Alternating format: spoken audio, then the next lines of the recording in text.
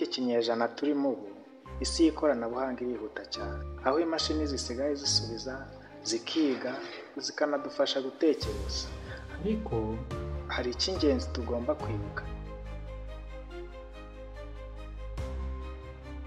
Artificial intelligence ntabwo ari umunyabwenge, ahubwo ni ishusho y'ubumenyi bwacu n'amakosa yacu. Mu gihe dukoresha iri koranabuhanga rya artificial intelligence rero, hari ibibazo bitari bike bihishe inyuma y'ubwenge bwaryo, kandi kugira ngo idutware ntibiyisaba kudushyiraho amapingu.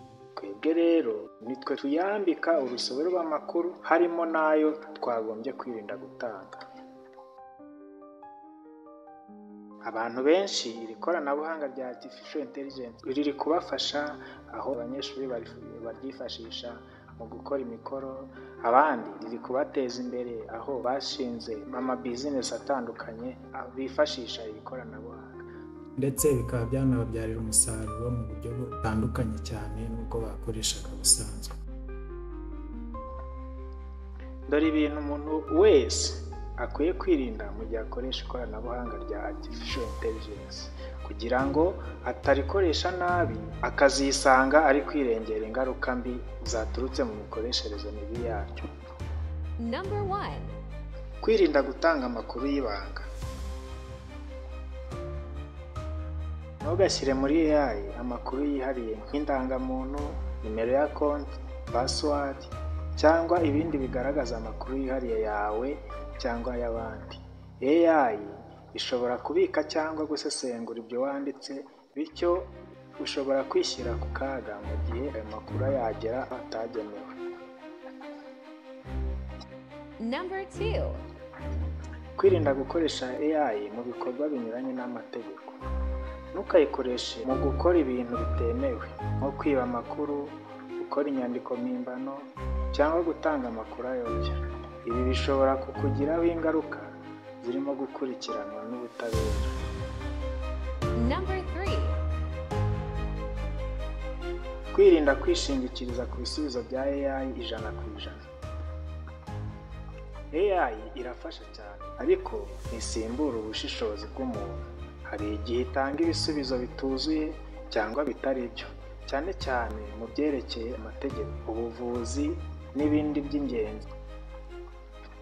Biranashoboka ko yagusubiza ibisubizo bitewe n'uburyo wayibajije ikibazo kitari kijyanye n'ibyo yakabaye gusubiza bikwiye.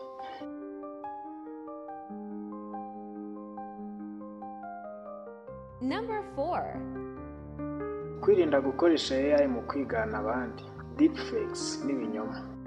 Gukoresha AI mu gukora amashusho, amajwi cyangwa inyandiko zigamije kwigana abandi bishobora kwangiza izina ryabo cyangwa kubakururira ibibazo. Ibi ni icyaha mu bihugu byinshi bitandukanye, tutibagiwe n'igihugu cyacu cy'u Rwanda. Number 5.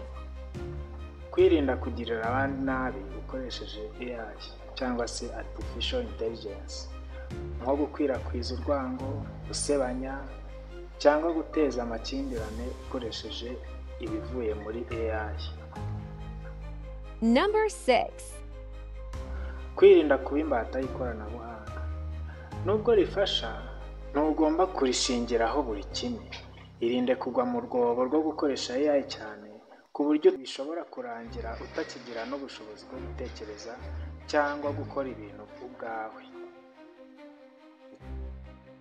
Number 7.